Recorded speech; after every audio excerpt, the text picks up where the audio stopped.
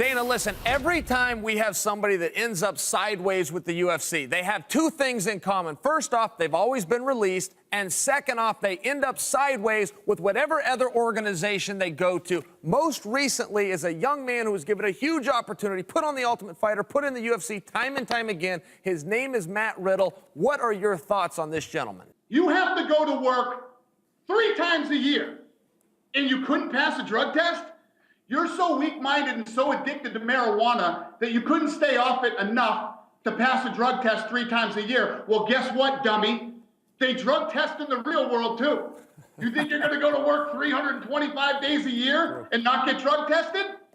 Right? He couldn't pass a drug test 3 times a year, but he's going to pass it in the real world, right? And I want to know where this rocket scientist is going to go and make $100-something thousand a year.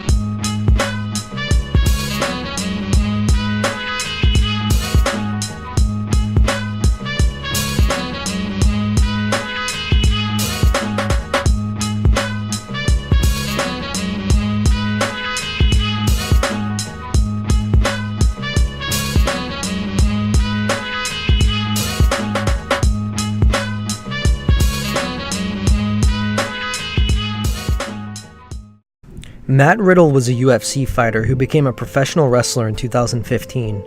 Since then, he's been tearing it up on the indie scene, having memorable matches with the likes of Cody Rhodes to Minoru Suzuki.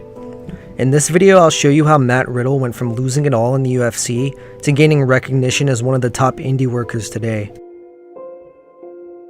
Matt Riddle got his start as a contestant on the show The Ultimate Fighter. He earned his spot in the Tough Enough house, knocking out Matt Serra's understudy Don Simler early in the second round. This knockout was considered the biggest knockout in Ultimate Fighter history by Dana White. He had a few fights on The Ultimate Fighter, eventually beating his rival Dante Rivera on the finale of The Ultimate Fighter. However, he was taken out early in the tournament by Tim Crudier. Even though he didn't win The Ultimate Fighter, he still got to fight in the UFC, holding an impressive record of 8 wins, 3 losses, and 2 no contests. It was on October 20th, 2012 that it was announced Matt Riddle had failed his post-fight drug test, testing positive for marijuana. He was fined and suspended for 90 days, but unfortunately this wouldn't be the last time it would happen to him.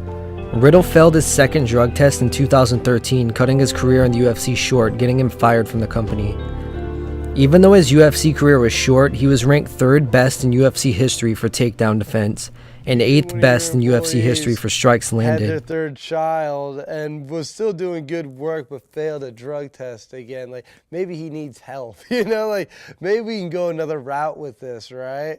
You know, but he went the route he did, called me a loser and did all that. You know, I'm not the biggest fan of Mr. White, you know. I don't think he has good business ethics. I don't think he does things properly. I don't think he treats people properly. I think a lot of people would agree with me. I think that's about it. I mean, I could sit here and badmouth him all day, but at the end of the day, it's just, I just don't think he's a good person. Does that mean he's not going to be successful? Probably the opposite. He'll probably be extremely successful for the rest of his life because he's a mean person and bad. But at the same time, I think that's just kind of how the world works sometimes, you know? It was after his retirement from MMA that Riddle decided to pursue professional wrestling. He made his debut in 2015 at the Monster Factory, defeating QT Marshall. He would later go on to win the Monster Heavyweight title. In September of that year, he would sign with Evolve, stating that WWE actually helped him get signed after impressing them at a tryout earlier in the year. Shortly thereafter, Matt Riddle would win the Evolve Style Battle tournament. It was then he made his debut at PWG in the Battle of Los Angeles, coming up short against Kyle O'Reilly. He then continued his run at titles, winning the WWN title and the PWG Tag Team titles. In a short time, he had faced some of the best wrestlers on the indie circuit in the entire world. On WrestleMania weekend, April 5th, Matt Riddle held his own event titled Matt Riddle's Bloodsport. This event was inspired by the Jean-Claude Van Damme film of the same name released in 1988. The ring had a similar design from the one from the film, having no ropes or turnbuckle pads. Matt Riddle faced Minoru Suzuki in the main event in a sort of shoot-style wrestling match.